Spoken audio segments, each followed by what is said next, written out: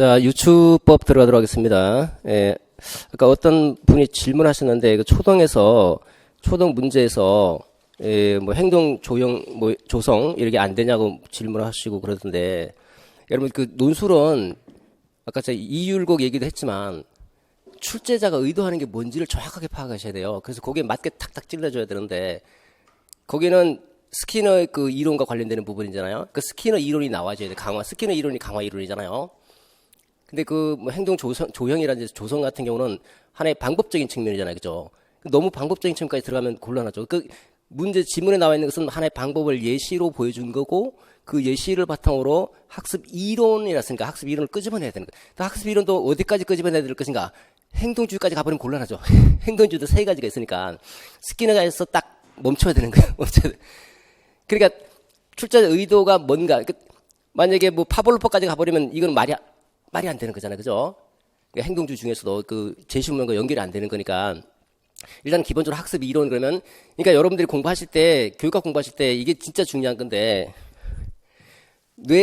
여러분 스키마가 뭡니까? 스키마가 지식의 체계잖아요. 체계적으로 그 지식의 방들을 이렇게 쭉 구조화해서 이렇게 하나씩 찾아갈 수 있잖아요. 그죠? 스키마를 이렇게 전체를 이렇게 구조화해서 세부 내용까지 너무 들어가지 마시고, 세부 내용은 이제 핵심 키워드만 좀 이해해서 여러분들 말로 풀고, 기본적으로 전체를 볼 수 있는 눈, 우리가 그 브루너의 그 지식의 구조처럼 교육학 전체를 구조화했어. 지식의 구조화. 핵심 키워드만 뽑아서 핵심 목차 같은 거. 그렇게 해야 이제 어떤 방에 소속되는지를 이렇게 파악할 수 있는 게 사실 필요하죠. 그리고 학습 이론은 그러면, 행동주의구나. 행동주의인데, 첫 번째 고전적 조건의 이론에 따르면 해석이 안 되잖아요. 그죠? 그럼 다음 거. 스키너네? 그럼 스키너로 찾아 들어가는 거죠. 그리고 이제, 여기서 하나의 예시로. 보통 예시를 제시하지 학습 이론을 바로 제시하지는 않겠죠. 그죠? 그러면 누구나 다 쓸 수 있는데. 자, 유추법입니다. 유추는 말 그대로 유비죠. 유사한 것을 바탕으로 해서, 그러니까 유사성을 기초로 해서 하나의 특수 사례를 다른 특수 사례에다가 적용하는 거죠. 하나의 특수 사실을 다른 특수 사실에 적용하는 것을 유추다. 유비추리 또는 유비추론 이렇게 얘기하죠. 봅시다. 유추의 논증 과정을 보시면, 이 약은 쥐에게 90% 효력이 있다. 이 약은 사람에게도 비슷한 효력이 있을 것이다. 근거는 쥐와 사람은 유사성이 있기 때문에. 그래서 쥐와 사람의 어떤 유사성을 이제 얘기를 하겠죠. 어떤 점에서 유사성이 있는지, 생물학적 관점에서 볼 때 어떤 점에 유사성이 있는지를 얘기하면서 사람에게도 효력이 있을 것이다 이렇게 얘기하죠. 그러니까 쥐와 사람의 유사성을 근거로 해서 쥐의 특수 사실을 사람의 특수 사실에 적용하고 있죠. 이걸 유비추론이다. 자, 봅시다. 자, 이것도 이제 보시면 전체 글이 유비추론으로 논증을 하고 있는 겁니다. 이 사람이 하고 싶은 결론은 당신이 고귀한 존재로서 존중받아야 한다면 그들 역시 존중받아야 한다. 소수자의 존중을 결론으로 도출하는데, 그러므로 소수자도 존중하라. 너하고 소수자가 다를 바가 뭐 있느냐 이 얘기예요. 하나씩 이제 특수사실 서로 유사성을 이제 언급을 해줘야 되겠죠. 첫 번째는 당신이 생명을 갖고 있잖아. 생명 고귀하지.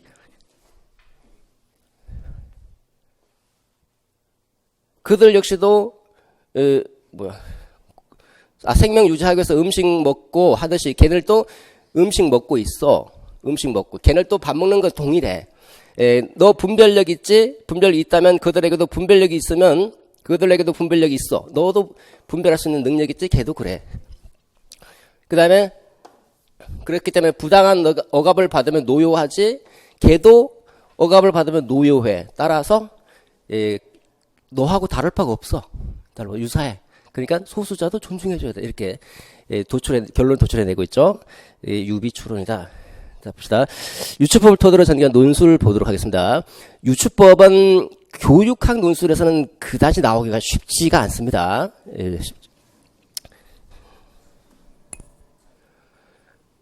자, 여기서는 이제 화생에도 사람이 살까? 결론. 요런 유사점에 비춰서 볼 때 이제 결론이죠. 화생에도 생명체가 있으리라는 추정은 상당한 근거가 있다. 생명체가 있을 것이다. 이렇게 결론 내리고 있습니다. 그러면 지구는 생명체가 있으니까 지구와 화성을 비교해서 유사점을 비교해서 이런 결론을 도출하겠죠.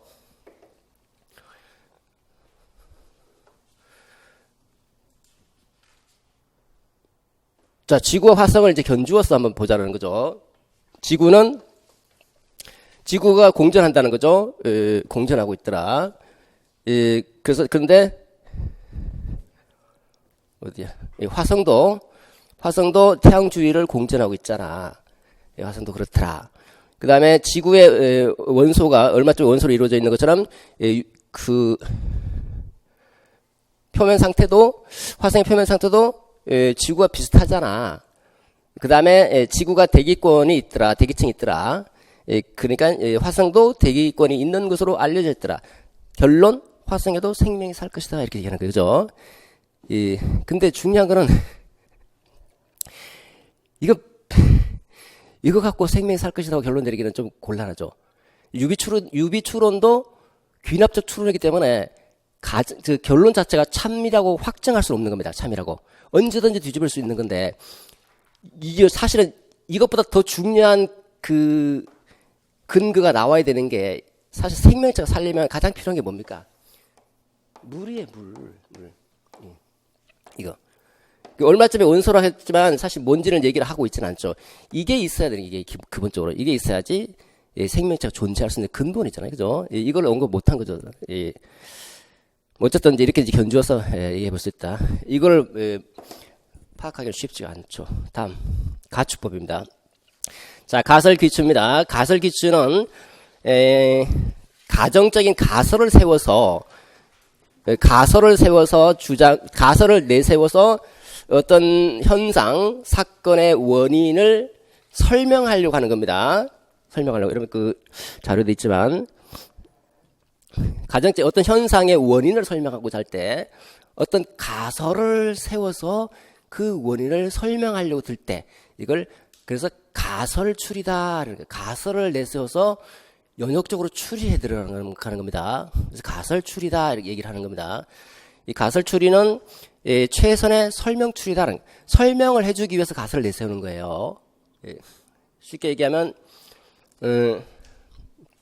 이거죠. 어떤 현상이 있어요. 어떤 현상 또는 어떤 사건이 발생했다. 근데 가설 H가 참이면 E라고 하는 현상이 관찰돼.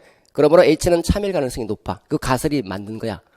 요거를 이제 실제적으로 보시면 철수가 기침하고 열나고 오한이 있어. 근데 가설을 설정하죠. 감기 걸리면 그런 현상이 나타나. 따라서 철수는 감기에 걸린 것 같아. 예전에 제가 그 첫 시간에 말씀드렸던 것처럼 집에 갔더니 문이 열려 있고 옷가지만 널브러져 있더라. 그럼 여러분 직감적으로 어떻게 떠오릅니까? 가설을 설정하죠.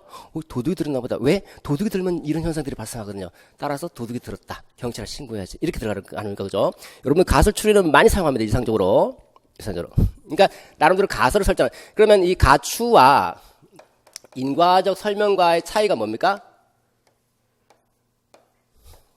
이것도 어떤 원인을 이 현상의 원인을 설명하기 위해서 가설을 설정하는 거잖아요. 그 최선의 설명 방식이에요. 최선의 그렇기 때문에 최선의 설명 추론이다 이런 얘기를 하거든요. 얘는 인과적 설명 추론이 아니야. 그냥 설명. 물론 이게 추론이긴 해요. 근데 따지고 보면 왜냐면 기본 논리학에서는 차이가 없으니까. 근데 인과적 설명하고 얘가 차이점은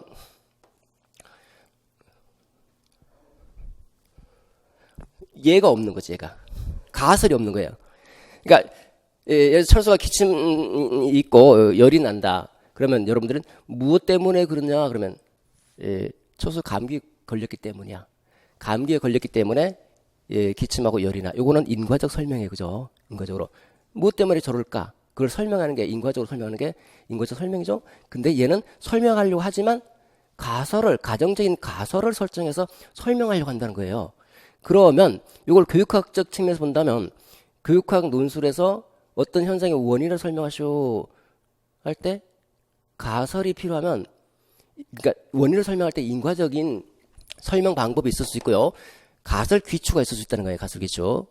그러니까 가설추리. 과학에서는 지금 귀추라고 하는데 그러니까 어떤 그 현상을 설명할 이론이나 어떤 개념을 토대로 해서 현상의 원인을 설명하려고 할 때 이게 이제 이 가설 추리가 필요한 거죠. 그 잠재적 교육의 관점에서 학생의 행동이 소극적인 원인을 설명하라 그러면 잠재적 교육 과정에는 가설을 이론을 바탕으로 해서 그 현상의 원인을 설명해 줘야 되는 거예요. 그죠? 원인을. 이게 바로 가설 추리다. 가설 추리. 가설 추리도 어떻게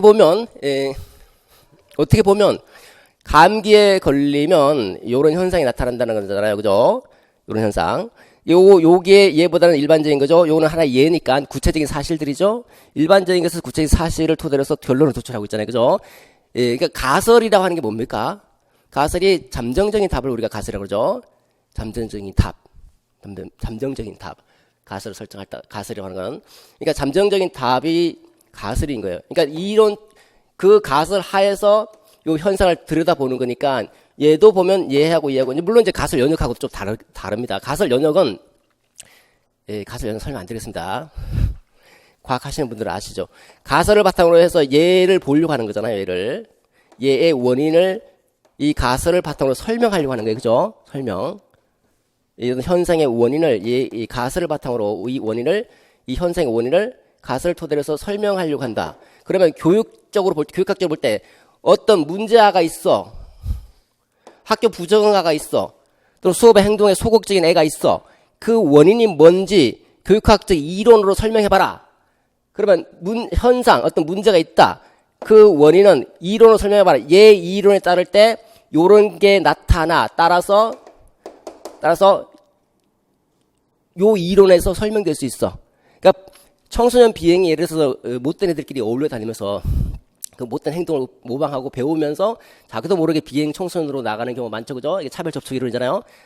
걔네들만 차별적으로 만나는 거죠. 못된 애들만 다 골고루 만나는 게 아니라 못된 애들만 차별적으로 만나니까 차별적으로 접촉하니까 그들의 못된 행동을 모방해서 학습함으로써 걔네들하고 똑같은 행동을 한다는 거죠.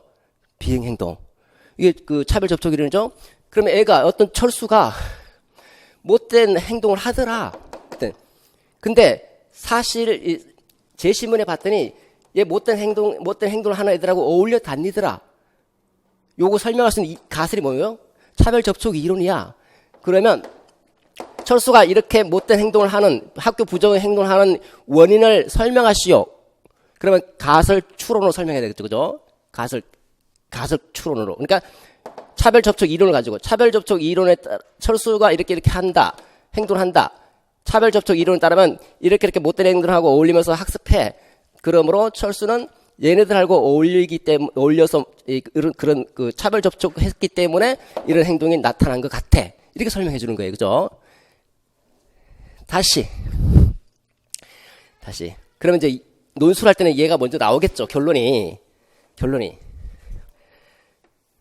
그러니까 이 결론이 먼저 나오고 그다음에 이걸 설명하는 물론 이제 우리가 사고의 그 전개 방법은 일단은 이론이 먼저 나오죠. 교육 이론. 그다음에 제시문이 나와야 되죠. 그러니까 제가 그 귀납법 빼고 지금까지 설명한 건 다 똑같은 거예요. 귀납 유추 빼고는 연역이나 인과적 그 연역 법칙적 설명이나 가설 추리나 다 기본적으로 얘가 이제 가설이 되니까 얘의 바탕으로 그다음에 제시문 분석 들어가고 그다음에 결론 이렇게 나오는 거예요. 이거는 어차피 똑같은 거 어차피. 제가 아까 말씀드린 결론이 똑같은 건 어차피 이렇게 나가야 되는 건데 이 행동의 원인은 얘로 설명이 되니까 얘를 먼저 설명해주고 얘 행동 보니까 결론 이래서 이런 거야 이렇게 나오는 거죠. 논술할 때는 얘가 먼저 나오겠지만 자 봅시다. 여기 보시면 첫 번째 어떤 현상이 있죠. 구강 내 점막의 좁쌀 크기의 하얀 반점이 몇십 개 보인다. 홍역에 걸리면 이런 특징적인 증상이 나타나. 홍역에 걸려서 나타나는 특징적인 증상이 점막에 생기는 반점들이야. 그러므로 아이는 홍역에 걸렸다. 밑에 것도 마찬가지죠. 자, 그러면 가추법, 가설 추론을 토대로 전개한 논술을 보도록 하겠습니다. 2014학년도 교육학 논술입니다. 상반기 문제를 보도록 하겠습니다. 2014학년도 상반기 논술입니다.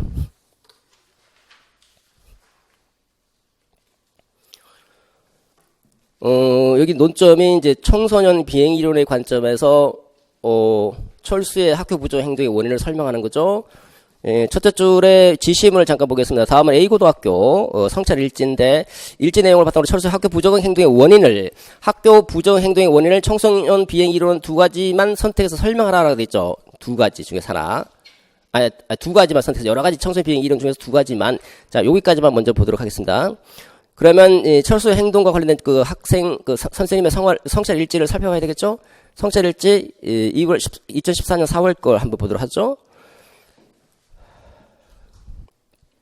철수가 의외로 반 아이들과 잘 지내지 못하는 것 같다 마음에 쓰인다. 이거 학교 부정 자체 그죠? 부정을 이렇게 설명하고 있죠. 철수가 학교에 부정한다라고 하는 것을 이제 잘 어울리지 않는다 이렇게 설명해주고 있고요.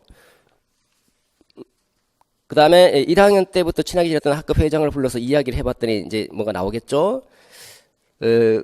철수가 요즘 거칠어 보이는 동네 친구들과 어울려 다니는 모습을 자주 보게 되어 학급 회장도 걱정을 하던 중이라고 했다. 그런 데다부터는 읽어보시면 그런 데다부터는 다음 청소년 비행 이론과 관련될 겁니다.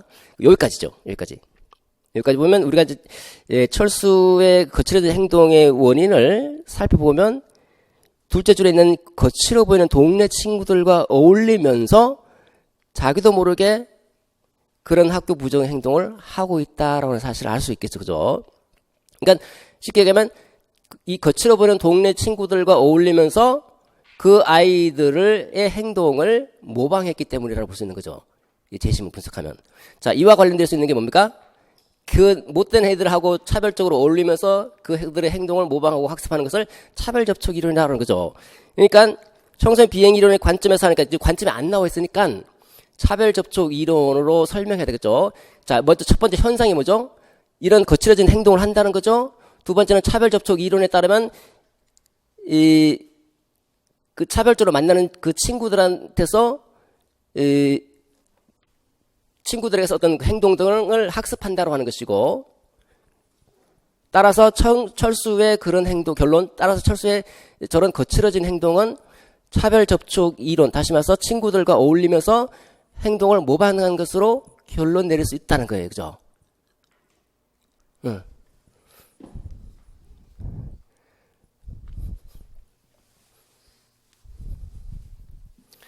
자. 일단은 이게 지금 두 가지가 다 들어가 있으니까 여기부터 봅시다. 학교 부정 행동은 이거 하고 이거 뒤에 거 두 가지가 있더라. 앞에 거 차별 접촉 이론의 이제 그 교육학 설명이죠. 청소년 비행이 왜 일어나는지 요렇게 설명한다. 이 가게 차별적으로 만나는 친구들 그 집단에서 모방을 통해서 학습이 되더라 이렇게 설명하고 있죠. 그다음에 재심문 분석이 되고 학습 이론이고 두 번째 재심문적 철수 행동도 꼭 같다. 거칠어 보이는 동네 친구들과 어울려 다니면서 아이들의 행동을 모방한다. 이거는 제시문이죠. 그 다음에 결론 나옵니다. 철수의 학교 부정 행동의 원인은 비행 집단을 자주 접하게 되면서 얘네들을 학습하는 데 있다고 설명할 수 있다. 또는 행동을 학습하는 차별 접촉 이론으로 설명할 수 있다. 뭐 상관없습니다. 그 논리 구조는 어떻습니까? 논리 구조는 먼저 교육학 이론 요의 가설에서 철수의 비행 이론, 그 비행의 행동의 원인을 설명하려고 들은 거예요. 설명하려고. 두 번째, 제시문이 이제 요 제시문이 이제 요게 가설이죠. 가설인데 요 가설을 뒷받침해 줘야 될 거 아닙니까? 요게 여기서는 얘를 뒷받침해 주는 거죠. 먼저 이거 하기 전에 뭐죠? 철수의 행동이 나오겠죠? 철수의 행동. 여기 하나 현상이죠? 요 현상의 문제가 원인이 뭐냐라고 있는 거죠. 이 원인을 요 가설을 설정하고 두 번째 요 가설에 따르면 저 철수가 저렇게 행동할 수밖에 없지 않느냐라고 이렇게 결론을 도출하는 거죠. 표현은 조금 달라질 수 있는데 이 어떤 사고 구중 과정을 거치는지를 아시겠죠. 그 다음에 두 번째 선생님 이거는 그럼 연역 법칙적인 설명으로 할 수 있지 않느냐. 이것도 똑같은 거예요. 연역법칙적으로 설명하면 연역 이론에서 연역하는 거죠. 이론 제시했죠. 차별접촉 이론이나 이런 거야. 근데 제시문은 이렇지. 따라서 이래. 이런 식으로. 그러니까 논리 구조는 어차피 논리 구조는 똑같은 거예요. 이게 전부 다 기호 논리에서 다 똑같은 겁니다. 그래서 이게 이제 그 가설을 세워서 가설이 이제 이론이죠. 이론을 끄집어내서 설명해 줘야 되는 겁니다. 이론을 끄집어내서. 다음 가보도록 하겠습니다. 셋째 줄에 이제 두 번째 거죠. 그런데다 철수가 반 아이들에게 괜히 시비를 걸어 싸움이 나게 되면 그럴 때마다 철수를 문제아라고 하니까 이게 포인트죠. 그죠? 문제아라고 요거를 어떻게 합니까? 낙인 찍는다는 거죠. 문제아로 낙인 찍음으로써 그 말을 듣는 철수가 더욱더 아이들과 멀어지고 때로는 제멋대로 낙인 찍음으로써 제멋대로 행동한다. 그러니까 비행을 한다는 거죠. 낙인 찍음으로 비행이라고 하는 것이 청소년 비행이 낙인 우연히 자신을 낙인 찍게 됨으로써 우연히 이 비행이 발생한다. 거기 낙인 찍은 데서 이제 비행이 발생한다는 것은 낙인 이론이죠. 그 다음에 또 보시면, 교실로 나가버렸다. 행동이 좋지 않은 친구들과 몰려다니면, 여기 또 나와있네, 그죠? 이건 차별 접촉의 이론이죠. 행동이 좋지 않은 친구들 올려다니면, 이게 거칠어진 것일까? 이 생각도 해보고, 뭐 또 저 생각도 해보고, 뭐 그렇다라는 거죠. 자, 요거는 낙인 이론이다라고 해서 낙인 이론을 간단하게 설명해주고, 제시문 분석하고 결론 도출. 됐죠? 봅시다.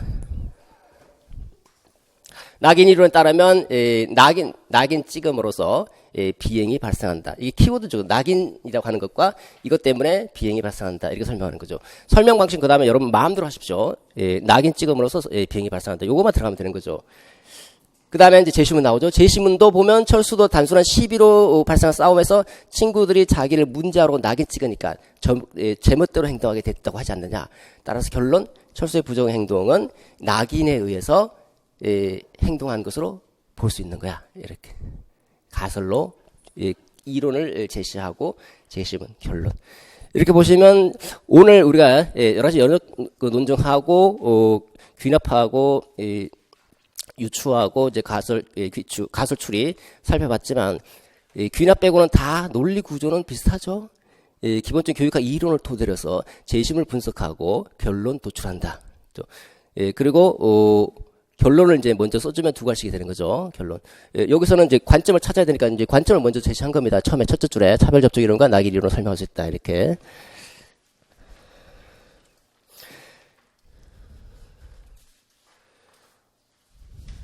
다음입니다. 2014학년도 교육학 논술입니다.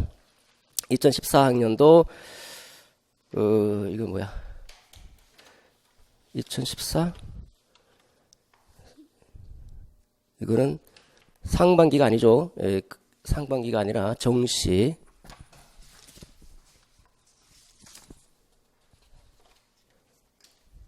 문제 한번 보십시오. 자, 2014 정시 문제를 보시면 첫 번째 지시문에 A중학교 초임교사인 박교사와 경력교사인 최교사 대화 내용인데 다음 대화문을 바탕으로 학생들이 수업에 소극적으로 행동하는 문제를 두 가지 관점에서 진단하고 여기까지죠. 소극적으로 행동하는 문제가 나타나 이런 현상이 나타났어. 근데 어떤 이론적 관점에서 진단하라, 이론적 관점에서 원인을 파악하라고 하는 거죠. 따라서 이 이론이 바로 이제 가설이죠. 이 가설에 비춰보면 저런 행동이 나타나. 따라서 이 가설이 맞는 거야. 이렇게 들어가는 거예요. 그죠? 그러니까 이 마찬가지로 연역적으로 들어야 되겠죠. 이론을 제시하고 이 제시문을 뒷받침해서 이론을 좀 견고하게 한 다음에 그리고 그러니까 그런 거야. 결론 이렇게 도출한다. 자, 그러면 문제를 보시면 잠재적 교육 과정의 관점에서라고 되어 있죠. 그러면 그 밑에 이건 조금 어려운 건데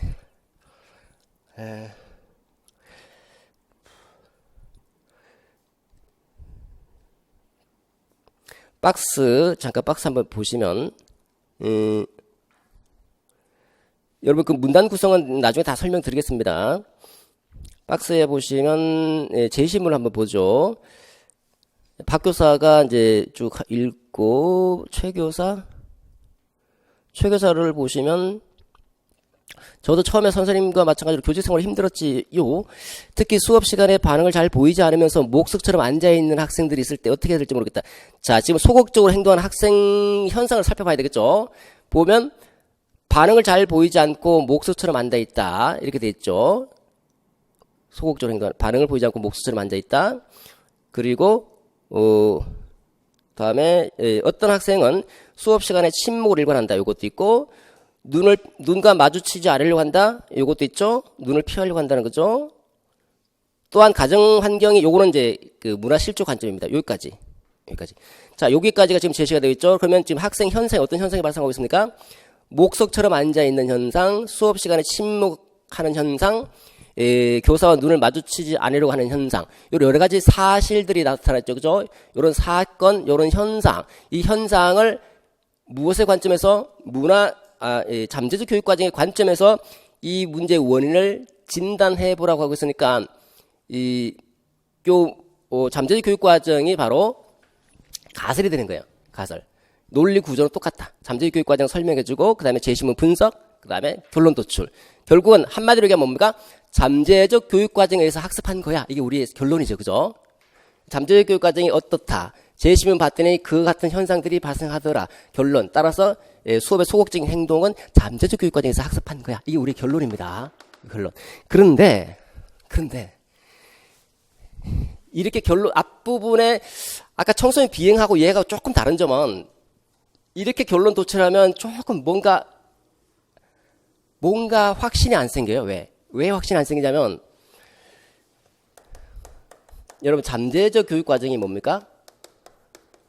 숨어있는 거 잠재적으로 배운다는 거죠. 그죠? 잠재적으로 표면적인 것이 아니라 잠재적으로 배운다는 잠재적 교육 과정으로 학생들이 학교 생활하는 중에 은연중에 자기도 모르게 어떤 것을 배우는 것을 잠재적 교육 과정이라고 그러죠.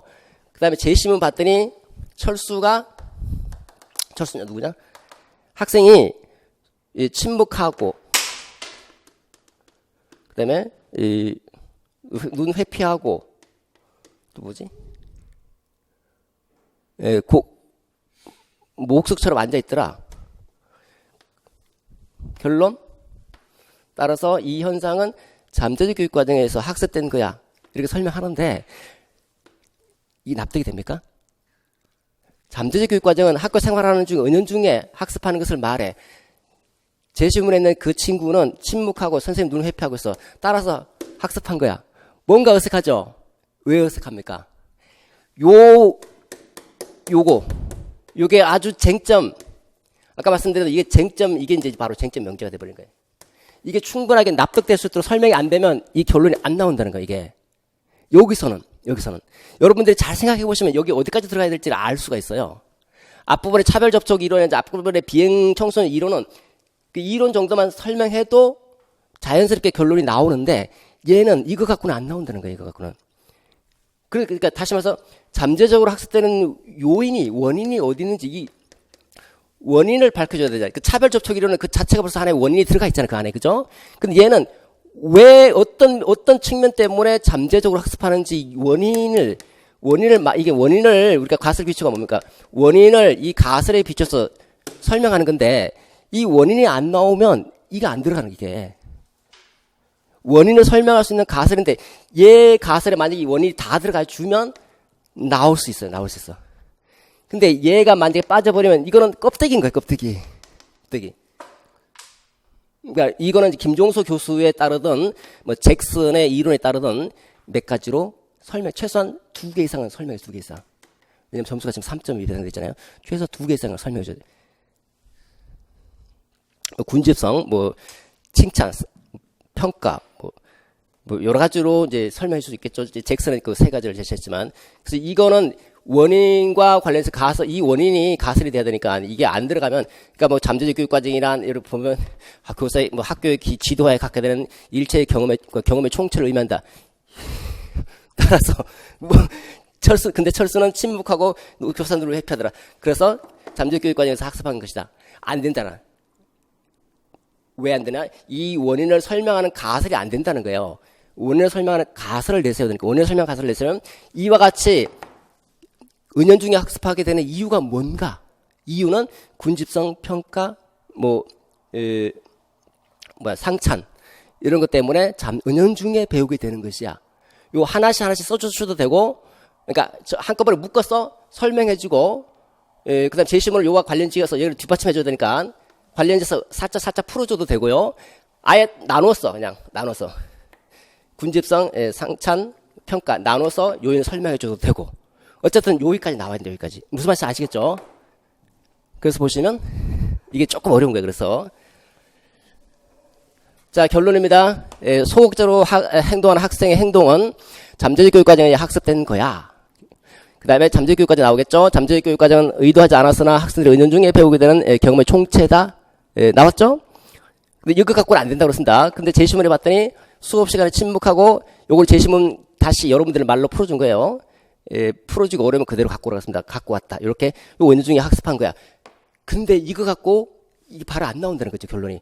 요게 쟁점인데, 요게 왜, 요게 원인이 안 들어가 있잖아요. 그죠? 원인을 가설로 내세워야 되는데, 그 요와 같이 이렇게 학습하게 되는, 은연중에 배우게 되는 원인이 나와줘야 되는 거죠. 요거.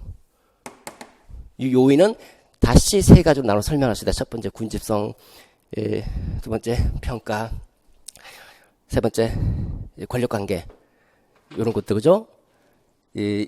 일단 두 개만 설명해 주시면 됩니다. 두 개. 세 개까지 안 들어가셔도. 근데 요거를 다시 말씀드려서 요거를 이 안에서 그냥 섞어서 얘 제시문 분석하면서 여기 앞에 먼저 그러니까 이렇게 은연중에 학습하게 된다. 이렇게 은연중에 학습의 요인은 이렇게 두 가지, 세 가지가 있다. 제시문 해서 섞어서 이렇게 써줘도 상관없습니다. 요 개념은 요 개념. 요거 세 개 중에서 최소한 두 개 말은 나와줘야 된다. 네, 이제 끝이죠?